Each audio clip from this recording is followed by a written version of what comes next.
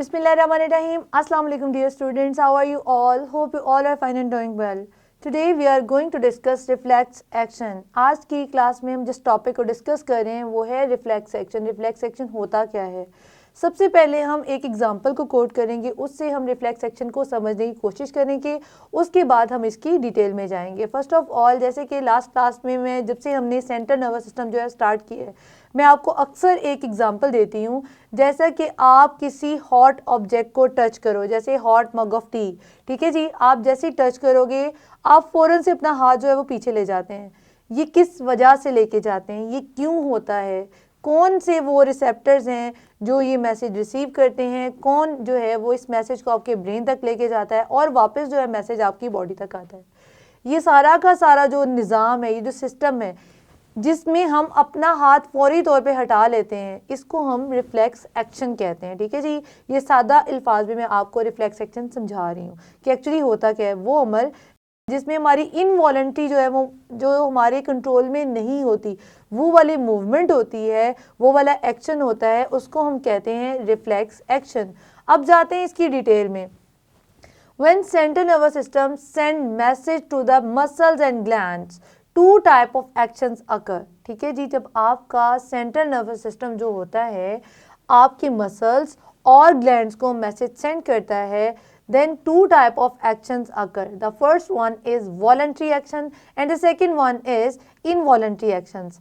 Voluntary actions are those actions which are under conscious control. वो वाले तमाम actions जो हमारे कॉन्शियस कंट्रोल में होते हैं, जिनको हम खुद से कंट्रोल कर सकते हैं. जैसा मैं बोर्ड पे राइटिंग करूं, मैं अपनी मर्जी से राइटिंग कर रही हूं. जैसा कि मैं बोल रही हूं, मैं अपनी मर्जी से अपने विल से बोल रही हूं, ये मेरे कॉन्शियस कंट्रोल में है. It is a voluntary action. ठीक है जी. और वो तमाम एक्शंस जो आपके कॉन्शियस कंट्रोल में नहीं होते, जो आपके कंट्रोल में नहीं होते, जो ऑटोमेटिक हो जाते हैं, उनको हम कहते हैं इनवॉलंटरी एक्शंस.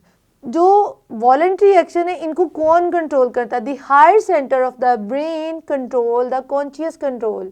ठीक है जी, the higher centre of the brain control the conscious actions. जैसे कि आपका फोर ब्रेन, आपका हाइंड ब्रेन, ठीक है जी, वो इनको कंट्रोल करते हैं. ये हमारी मतलब हम सोचते हैं इस बारे में, फिर हम एक्शन करते हैं, अपनी मर्जी से राइटिंग करते हैं, अपनी मर्जी से जो है मैं बोल रही हूँ, अपनी मर्जी से हम रीडिंग करते हैं, अपनी मर्जी से हम खाना खाते हैं.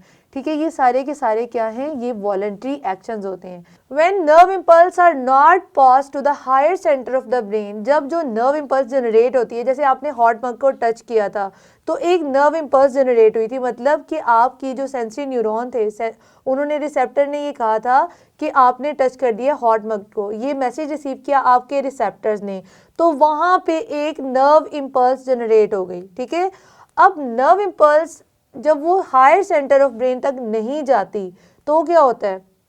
अब मैसेज जाता है सेंसरी न्यूरॉन से इंटर न्यूरॉन तक, जो किसके होते हैं? स्पाइनल कॉर्ड के.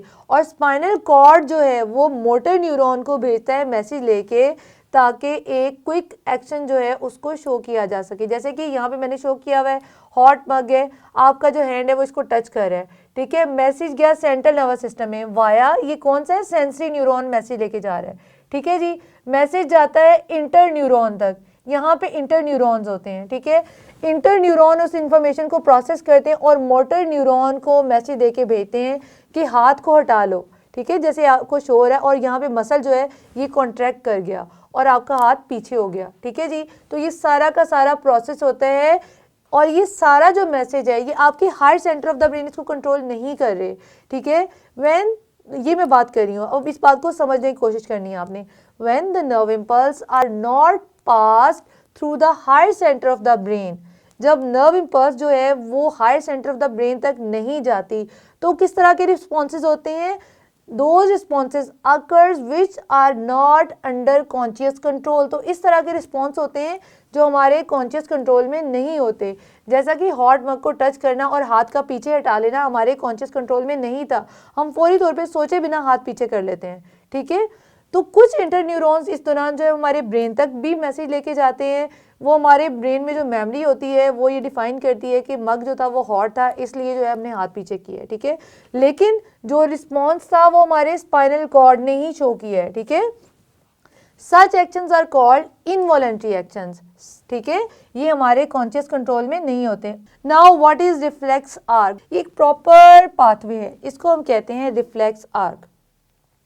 The pathway which is followed by the reflex action is called reflex arc. अच्छा, ये जो क्वेश्चन है it is not important regarding subjective point of view, but it is important from objective point of view. इसकी सिर्फ definition exam में maximum इसकी definition पूछी जा सकती है। What is reflex action, what is reflex arc, या डिफाइन रिफ्लेक्स एक्शन, ठीक है जी। इसका पाथवे पूछा जा सकता है, तो आपने क्या करना है, आपने इसको एग्जाम्पल के साथ जो है वो डिस्क्राइब करना है, ठीक है। सो आज की क्लास में हमने ये देखा कि रिफ्लेक्स एक्शन जो होते हैं वो किस तरह से होते हैं। अब एक इम्पॉर्टेंट बात जो यहाँ पे हमने पढ़ी या देखी वो ये थी कि जो मैसेज है ये हमारे स्पाइनल कॉर्ड ने कंट्रोल की है, ठीक है। ये हमारे ब्रेन तक मैसेज जाता है बस उतना जितना ज़रूरी होता है। जैसे मैंने बात की, अगर खुदा न ख्वास्ता अचानक से कोई मेजर इंजरी हो जाती है तो ब्रेन तक मैसेज डेफिनेटली जाएगा, ठीक है। लेकिन अगर छोटे मोटे जो एक्शंस होते हैं लाइक इस तरह की इंफॉर्मेशन जो हमारा ब्रेन समझता है कि ये मैं ना भी कंट्रोल करूँ तो इट्स ओके, तो हमारी बॉडी में अल्लाह ताला ने ऐसा निज़ाम रखा हुआ है जिसको हम स्पाइनल कॉर्ड कहते हैं, वो इस तमाम जो एक्शंस को कंट्रोल करता है, इस पाथवे को कंट्रोल करता है। इस दौरान जो हमारा स्पाइनल कॉर्ड है ना वो कोऑर्डिनेटर के तौर पे एक्ट करता है, ठीक है।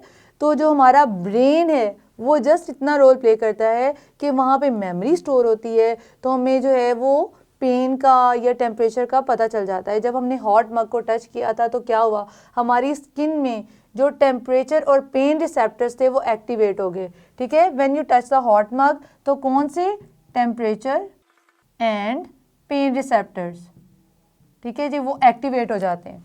आपने हॉट मग को टच किया, टेम्परेचर और पेन रिसेप्टर एक्टिवेट हो गए, उन्होंने एक जनरेट की नर्व इम्पल्स, ठीक है जी, नर्व इम्पल्स जनरेट हुई।